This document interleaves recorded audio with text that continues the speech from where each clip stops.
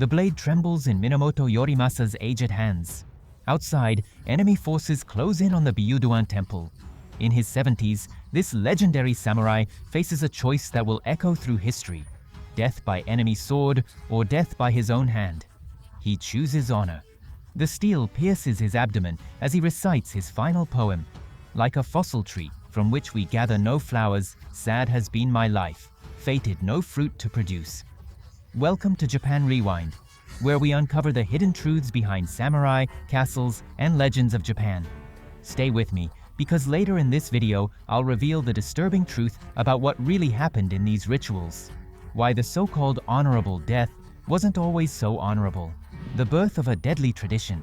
Seppuku didn't begin as a refined ritual. It emerged from desperation and necessity in the 12th century. The word itself, written with characters meaning to cut the belly, reveals the brutal reality behind the legends. During the Genpei War, capture often meant torture, humiliation, or execution at the enemy's hands. By cutting their own abdomen, warriors took control of their final moments. It wasn't only about avoiding pain. It was about protecting their family's honor, ensuring their descendants would not be shamed. Underlying this was a cultural belief that the hara, the lower abdomen, was the seat of spirit, courage, and sincerity. To cut it open was to prove one's intentions beyond doubt. Early acts were often chaotic. Warriors in the heat of battle would slash their bellies, sometimes fighting on briefly before collapsing. There was little ceremony, only desperation and the hope of a quick death.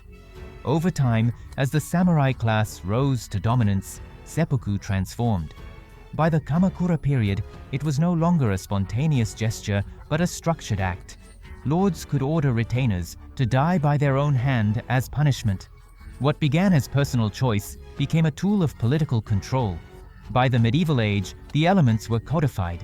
White garments symbolizing purity, a short blade, usually a wakizashi, and the presence of a kaishakunin, the second, who delivered the mercy stroke. What seemed merciful often masked brutal realities that would shock modern sensibilities. The stage was set for centuries where honor and horror were bound together. The anatomy of death. Ritual preparation. By the Edo period, seppuku was a carefully staged performance. Every detail carried symbolic weight, turning suicide into a public demonstration of loyalty. The condemned would bathe, purifying the body for the afterlife. He donned a white kimono, associated with death and ritual purity, and sometimes composed a death poem, the final testament of a warrior's life. The setting was arranged with precision. Tatami mats laid neatly, incense burning to purify the space. Officials and witnesses gathered to ensure the ritual was properly observed. The kaishakunin, a trusted retainer or chosen swordsman, sat nearby, ready to deliver the finishing stroke. The short blade, most often a wakizashi, occasionally a tantu, was set before the samurai. Some used their own weapon, others received a ceremonial blade sharpened for the purpose. But not every man who sat before the blade was calm or noble. Some were sick, starving, or broken by interrogation. Many were compelled by their lord or by shogunate decree. The image of the serene warrior choosing death often concealed a far more painful reality. Psychological preparation could be brutal. Samurai were expected to meditate on death, chant sutras, and steel themselves for agony. Witnesses, often including family or officials, ensured there was no backing down. Once the ritual began, the only escape was through steel. Seppuku was not just a death, it was theater, meant to project discipline and honor to everyone watching. The kaishakunin, mercy or burden. The kaishakunin, the assistant, was vital to the ritual. Officially, his role was mercy. In practice, he was an executioner bound by trust and technique. Choosing a kaishakunin was agonizing. He had to be skilled enough to strike cleanly, but also close enough to be trusted with such an intimate act. Many chose their dearest friend, son, or most loyal retainer. Imagine asking the person you love most to take your head in their hands. The technique was precise. The cut severed the neck but left a strip of skin attached so the head would not roll across the floor. A clean strike preserved dignity. A botched one meant prolonged agony for the condemned and shame for the kaishakunin. Most were swift and merciful, but not all. In political Seppuku, government-appointed kaishakunin carried out their duties impersonally. Foreign observers in the 19th century noted occasions where the strike was clumsy or late, turning supposed mercy into torment. The psychological toll on kaishakunin was immense. Some carried lifelong trauma, haunted by the faces of men they killed. Others became specialists, detached by necessity. In rare cases, fathers served as kaishakunin for their sons, or sons for fathers. Proof that honor was sometimes valued above even blood ties. The kaishakunin's blade was supposed to end suffering. Yet for many, it only spread the suffering to those who survived. Famous cases that changed history. Some Seppuku ceremonies shaped Japanese history. The most famous is the Aku incident of 1703, immortalized as the tale of the 47 Rōnin. When Lord Asano was ordered to commit seppuku for drawing his sword in Edo Castle, his retainers faced disgrace or revenge. After nearly 2 years of planning, they stormed Kira Yoshinaka's mansion, killed him, and presented his head at Asano's grave. The shogunate then compelled them to commit seppuku. Their loyalty became legend, but the government's message was unmistakable. No act of vengeance could stand above the law. In the turmoil of the Bakumatsu era, group suicides also occurred. At times, small bands of defeated samurai chose to die together rather than face capture, though later retellings often romanticized these scenes.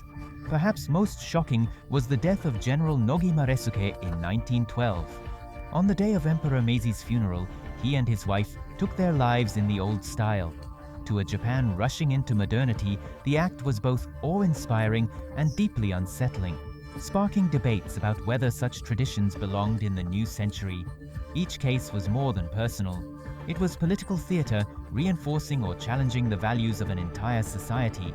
The dark psychology of honor. Behind seppuku lay a powerful system of psychological control. The concept of giri, duty, wasn't just guidance, it was a weapon. Samurai lived under constant scrutiny. A single mistake, a hesitation in battle, or an insult to a superior could bring demands for seppuku. Fathers raised sons on the belief that death was preferable to dishonor. From childhood, warriors were taught that their worth rested on their willingness to die. Lords praised those who accepted seppuku, turning them into models of loyalty. This praise was double-edged. It inspired admiration, but also fear. The message was clear: your life was never entirely your own. Some samurai internalized this so deeply that they felt guilty for surviving when others had died. To them, the only path back to honor was voluntary death. This wasn't simply courage, it was cultural conditioning. The blade cut flesh, but the system cut into the mind. When mercy failed, botched rituals. Not all seppuku ended swiftly. Some turned into ordeals that horrified witnesses. One infamous case occurred in 1868, when Taki Zenzaburo was ordered to commit seppuku after an attack on foreign legations in Kobe. Foreign officials were invited to observe. Taki opened his abdomen, but his kaishakunin faltered.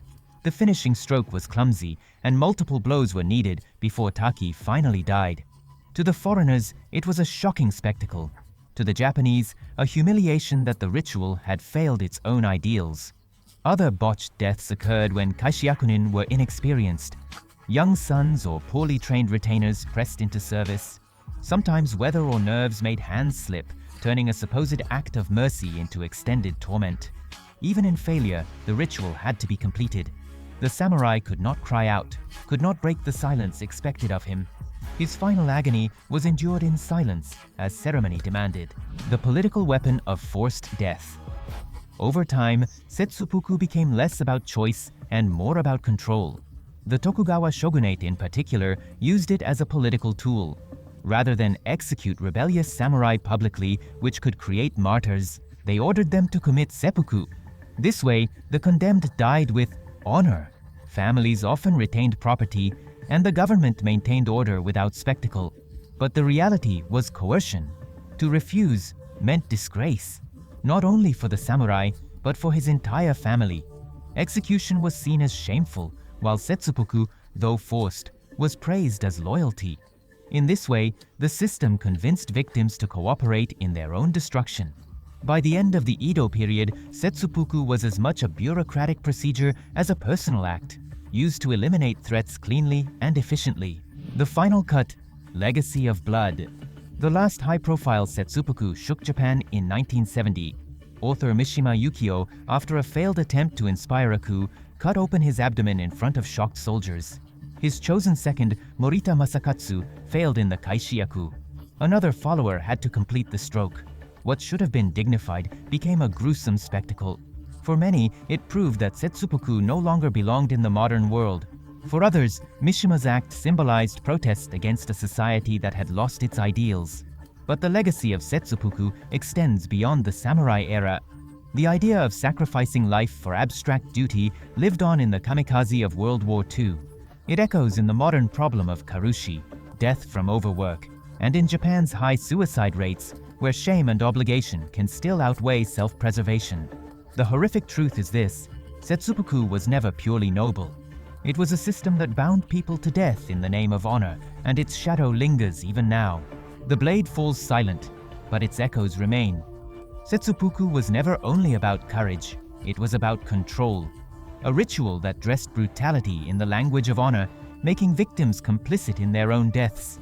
Some embraced it as duty, others were forced by circumstance or decree.